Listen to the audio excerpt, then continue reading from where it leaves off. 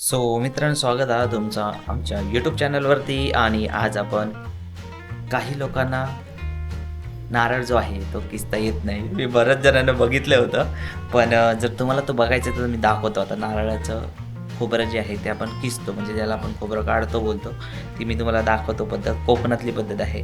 So चला माझ्यासोबत. So मित्रांनो, आता हे बघा, मी नारळ फोडून घेतले, तुम्हाला मी दाखवतो.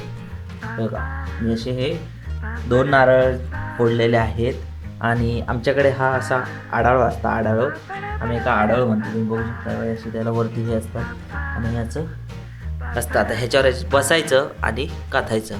मी तुम्हाला दाखवतो. सर्दी झालेली आहे, पण ठीक आहे, आपल्याला काहीतरी करायचं आहे तर आपण व्हिडिओ बनवा तर लागणार. चला मी दाखवतो. आता मी हा एक नारळाचा वळा घेतला आहे. तुमच्याकडे काय बोलतात माहिती मला कमेंट करून सांगा, ठीक आहे. तर मी असा बसतो याच्यावर मस्तपैकी. प्लेट अशी घेतलेली आहे आणि पहिली ही मी साईडची जी धार आहे ना, ही बघा, ही जी धार आहे ना, ही पहिली मी अशी काढून घेतो. मी आता टाइमलॅप्स लावतो, आता तुम्ही कंटाळाल बरं हे काय चाललंय. सो मित्रांनो, हे बघा, मी आता हे मस्तपैकी असं खोबरं कातलेलं आहे.